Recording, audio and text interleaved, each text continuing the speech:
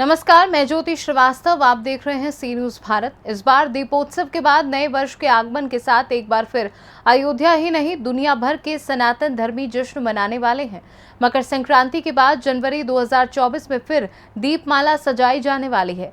अपनी ही जन्मभूमि पर रामलला भव्य मंदिर में प्राण प्रतिष्ठित होने वाले हैं। जैसे जैसे समय नजदीक आ रहा है, लोगों में उत्साह भी हिलोर लेने लगा है। ऐसे में एक बार फिर अपनी विवादित टिप्पणियों से सुर्खियों में रहने वाले सपा नेता स्वामी प्रसाद मौर्य एक बार फिर ऐसी ही कुछ वजह के चलते सुर्खियों में हैं। इस बार उन्होंने अयोध्या में रामलला के प्राण प्रतिष्ठा कार्यक्रम को धोखा बता दिया है।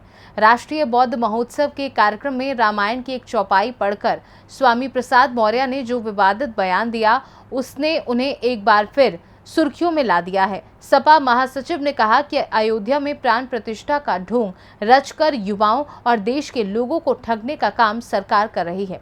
साफ है, भाजपा पर हमलावर स्वामी प्रसाद मौर्य अयोध्या और श्री राम के प्राण प्रतिष्ठा कार्यक्रम पर टिप्पणी कर एक बार फिर मुश्किल में फंस गए हैं। इस बार सपा महासचिव स्वामी प्रसाद मौर्य खुद तो विवादों में फंस ही गए हैं, साथ ही उन्होंने पार्टी पर भी हमला बोलने का नया मौका मुहैया करा दिया है। उनके इस बयान को लेकर महंत हनुमानगढ़ी राजू दास, साथ ही मुख्य पुजारी रामलला सतेंद्र दास और श्री राम दास, महंत अंगद दास और महंत त्रिभुवन दास श्री राम जानकी मंदिर के, उन्होंने क्या कुछ जानकारी दी है और उनका इस मामले को लेकर क्या कहना है, आइए आपको सुनवा देते हैं विस्तार से। स्वामी प्रसाद मौर्य की बुद्धि भ्रष्ट हो गई है। उसको चुनाव से हारा हुआ व्यक्ति है वो, क्योंकि हताशा और निराशा ही उसके हाथ लग रही है।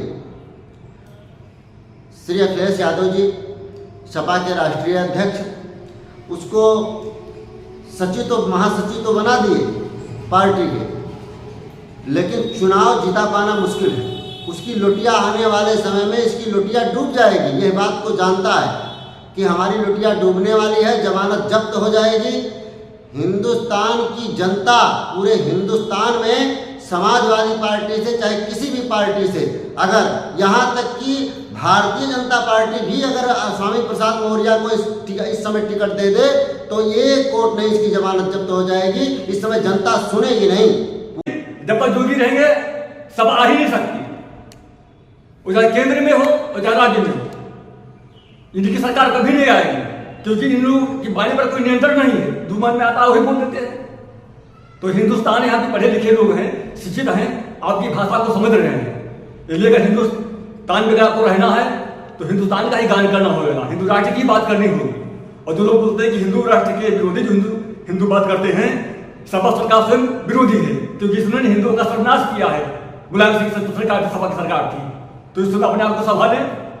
और वैसे मोतीलाल जो स्वामी लाल मौर्य हैं, ये छठिया के इनकी बुद्धि काम नहीं कर रही है, क्योंकि योगी जी की लोकप्रियता बढ़ गई है कि लोग घबराए हैं, अपने अस्तित्व की लड़ाई लड़ रहे हैं कि किस तरह हम बने रहें। इसलिए सब ऐसा बयान विवादित कर रहे हैं। और ये कभी आने वाले गौतम भविष्य की सरकार कभी नहीं आएगी। 25 साल तक आने ही नहीं है। 25 साल तक भला बीजेपी की सरकार रहेगी, उसके बाद में आगे राम करने क्या होगा।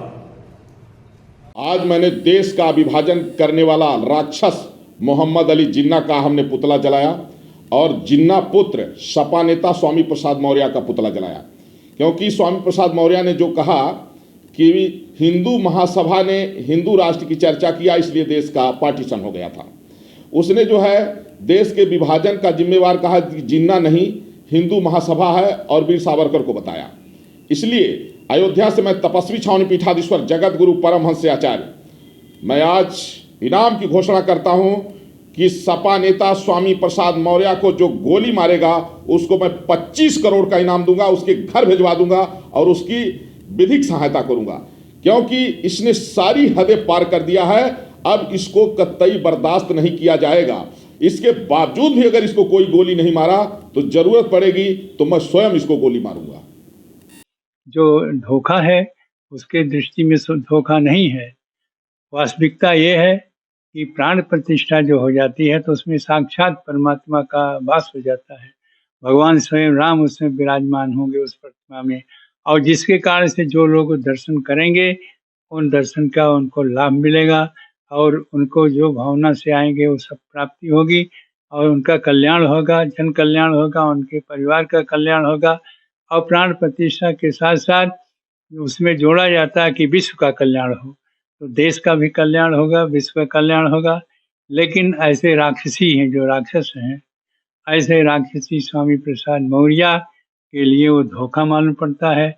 और ये भी समझो कि यह प्राण प्रतिष्ठा होने के बाद से मैं तो उन पंडितों से कहूँगा कि मौर्य का नाम लेकर के विनाश वाला मंत्र पढ़ दें, जिससे उनके सकुल नाश हो जाए। ऐसे पहले भी होता था, अब भी होगा। और निश्चित है, अब ज़्यादा समय नहीं रह गया है मौर्य, स्वामी प्रसाद मौर्य के विनाश का। प्राण प्रतिष्ठा होने के बाद तब विनाश का जो कार्य है वो भी समय लगेगा, वो भी शुरू होगा। श्री राम जन्मभूमि प्राण प्रतिष्ठा मंदिर को धोखा कहना, मुझको लगता है कि वह व्यक्ति शुद्ध रूप से पागल हो चुका है और अविलंब स्वामी प्रसाद मौर्य को पागल खाने में भर्ती कर देना चाहिए। क्योंकि जब कुत्ता पागल हो जाता है तो उसको गोली मार देना चाहिए, या तो फिर उसको कांजी हाउस में बंद कर देना चाहिए। दुखद है, निंदनीय है।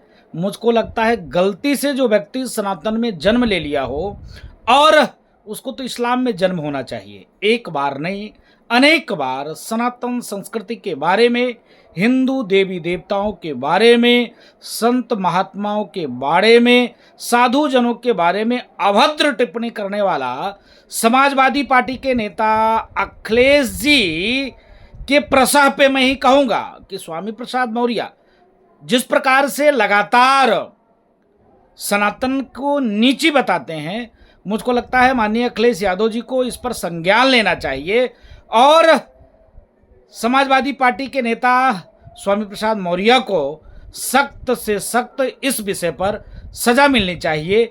क्योंकि यह व्यक्ति रोज जहर घोलता है, एक दिन की बात नहीं है, रोज सनातन को गाली देता है, तो इस पे सख्त से सख्त कार्रवाई होनी चाहिए। अयोध्या से सीनू संवाददाता सुनील तिवारी की रिपोर्ट। फिलहाल के लिए इस खास खबर में बस इतना ही। देश दुनिया की बाकी खबरों को जानने के लिए आप देखते रहिए सी न्यूज़ भारत।